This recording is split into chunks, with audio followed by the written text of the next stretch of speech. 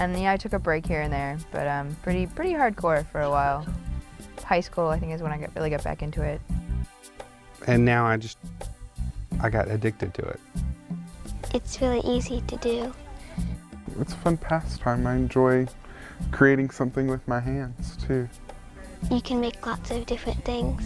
I knit because I have to. I don't have a choice. I went to get business cards made one time, and I was like, I don't really know what to put on the business card. I could put business owner, I could put knitter, I could put designer, I could put teacher, I could put sales rep, I could put, oh, I don't know what to put on there. I said, really what I am is the yarn queen. And the guy goes, well, just put that on your business card.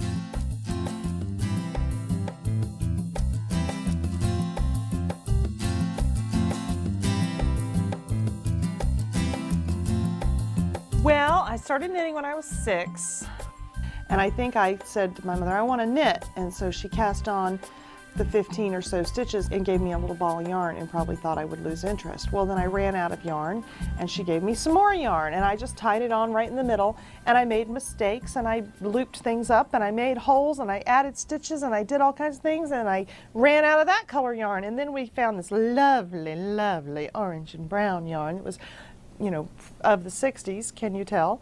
And I made lots more holes, but I kept at it, and I did it, and I did it, and I did it, and I did it.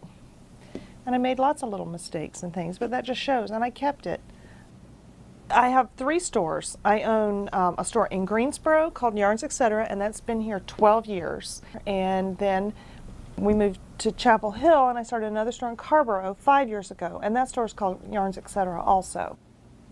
A year and a half ago, I bought Great Yarns in Raleigh, North Carolina. So I've got the whole Piedmont triad sort of covered as far as owning the yarn stores in the areas. You're going to cast on 192 stitches. You're going to I'm involved in every part of the yarn business.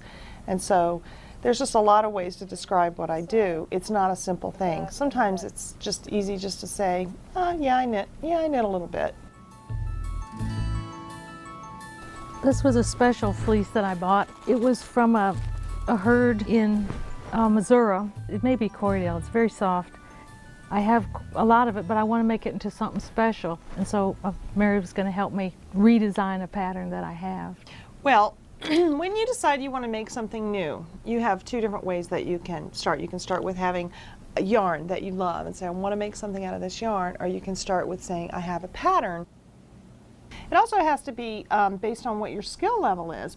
To do very complicated charts and very complicated color work, it takes a long time to knit a lot of other things and to make a lot of mistakes along the way. When you have a knitter who is more experienced, they get the pattern and they're not afraid to use a different yarn. They're not afraid to size it up or down. I like the way that this looks on the bottom of the sweater, but I want to change it up here, and they're not afraid to do that. I knit everything. I really like to knit cozies for things that don't need to be cozy. I used to do scarves, but I can't stand to sit and do one thing. I have to do something that's a little more complex than just a long rectangular strip. First, you need needles. You might need double-pointed needles, you might need straight needles, or you might need circular needles. You can also get little coats to keep your little needles in so they stay warm.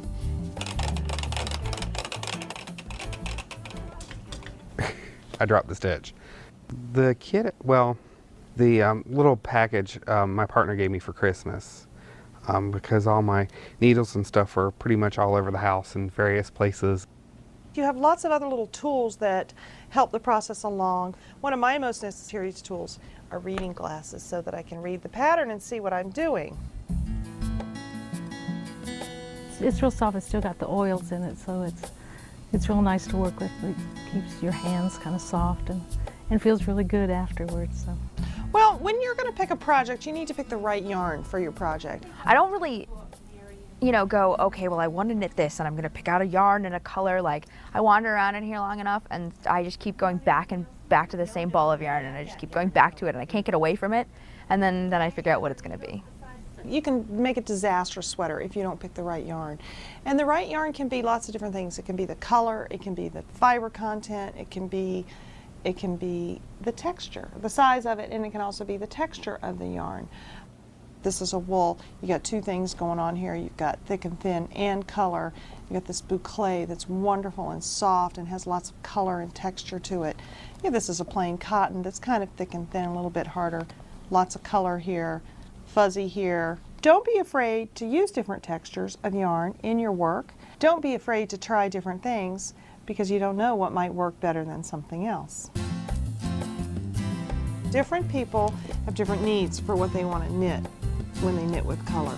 I like it because it's lighter and I think the pattern will show up more. I'd like to knit a shirt, a sweater, Color is such a personal thing. Everybody loves color. and I'd like it to be hot pink.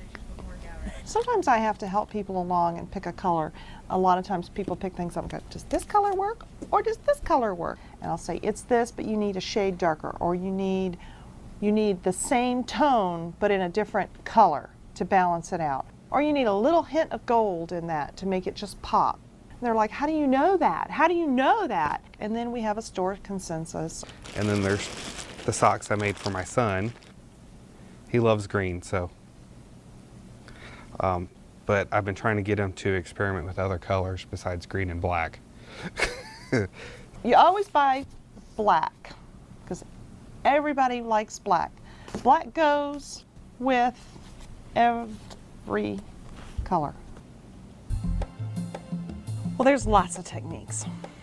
The different needles and the different stitches that you're using all play into the technique that you do. When I teach, I try to tell students there's lots of different ways to do it. Don't let anybody tell you you're doing it wrong. I knit really fast because I'm not afraid if the stitches fall off the needle, or if I knit into the stitch the wrong way, or if it doesn't look right, because I know I can always fix it. So I just go, go, go, go, go. People come in and say, look at this. Look, what do I do? Right here I made a mistake way back here at the beginning. I said, well, there's lots of different things that you can do. You can rip it out and start all over again. I'm not happy. That's one thing that you can do. Or you can make it a design feature. Sew it up, make a little flower out of it, stitch something around it, put something in it. It becomes a design feature. People usually like the design feature aspect of the technique better. So somewhere along the line, somebody discovered that you can make, when you drop a stitch, that you can make something wonderful out of it. So a mistake doesn't always have to be a disaster. Sometimes it can be a really nice design feature. I got made to learn. I couldn't figure it out, so I asked my partner to figure it out and help me learn. He got so fed up with the books that he threw them at me. The books, the yarn, and the needles, and said, here, learn. And he did, and the rest is history. Some people knit for a product. Some people see something they want and they knit it, and they don't care how they get there. They just want it. I don't know. Why would I not? I don't know why I knit. Some people are process knitters. I'm a process knitter. I do it to go through it. Some people are challenge knitters. They knit to challenge themselves. They pick something new and harder every time. And It's just there. It's something I've always done and will always do, and it calms me down. It keeps my hands busy. I create things. It gives me a sense of being able to work with color and texture. some people knit for really bizarre reasons, like gift giving and, you know, just the need to create something even if they don't really want it, just to have it or make it, I guess. A lot of times I have to just go, okay, well, I just have to sit here and knit for just a little while, and then I'll get back to doing that again. Just keeps me centered and focused.